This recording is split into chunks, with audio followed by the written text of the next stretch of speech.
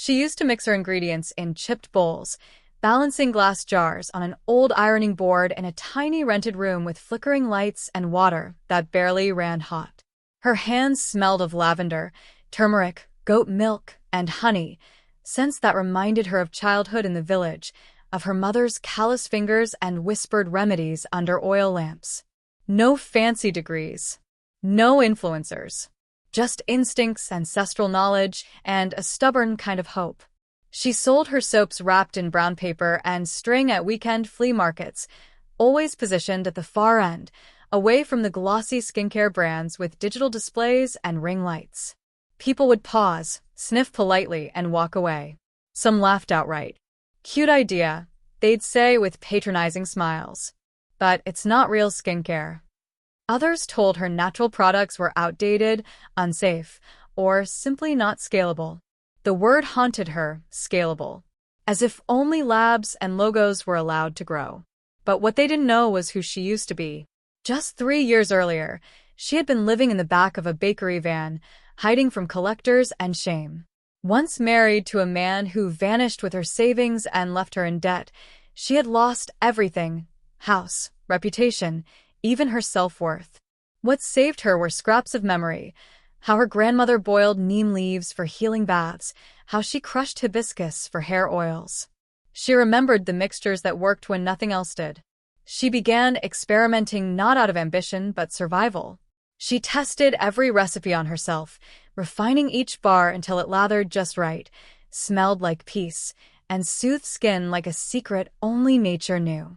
She started giving away samples at shelters, to nurses on night shifts, to janitors who never got thanked. Slowly, people came back, not for her, but for her soap. Because it worked. Still, she was mocked.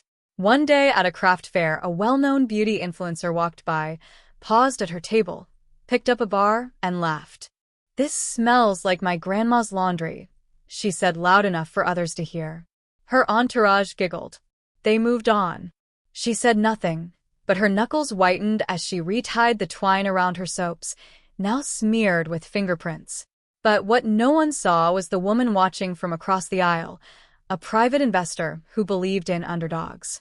She didn't say much that day, but she left with 3 bars and a card. 2 weeks later, a simple email arrived. Asterisk, let's talk.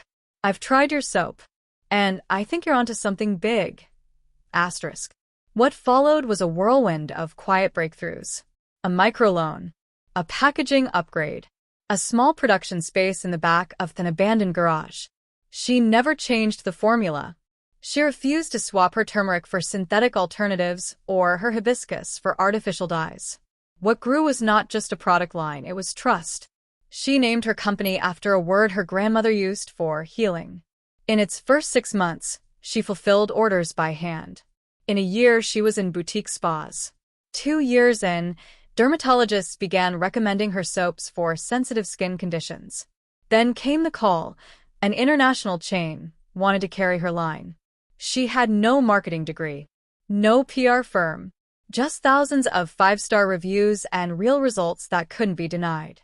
And soon, the same influencers who once laughed were now tagging her in unboxing videos, pretending they'd always believed. Her company now employs dozens of women, many of them single mothers, immigrants, and survivors of abuse, people overlooked by the same world that once laughed at her. Every batch of soap is still handmade, every bar still stamped with the same crooked flower she carved into the first mold. What people didn't expect, even after her brand exploded across social media, was the twist. Because after building a multi-million-dollar empire and receiving offers from global corporations to sell out, she refused. Instead, she quietly bought the very beauty chain where her soap was first mocked, using a holding company no one traced back to her. She never announced it publicly, but she did make one change. She sent every store a policy update. Shelf space would now be allocated equally between major brands and small, woman-owned startups, especially those from marginalized communities. She'd never forgotten what it felt like to be invisible. And one morning, in that same store where she'd once been laughed at, a young woman stood behind a table with her own handmade soaps, hands trembling, waiting for anyone to stop. The Nauseo walked in quietly, picked up a bar, smelled it, smiled. "This," she said, "smells like the future." And with that, she walked out, leaving behind a legacy built not on vengeance, but vision. Because the world may laugh at you when you start with nothing, but a simple idea, rooted in truth and persistence, can silence every critic. Sometimes, the most powerful empire begins in silence. And sometimes, the woman who was once mocked becomes the one rewriting the rules for everyone else.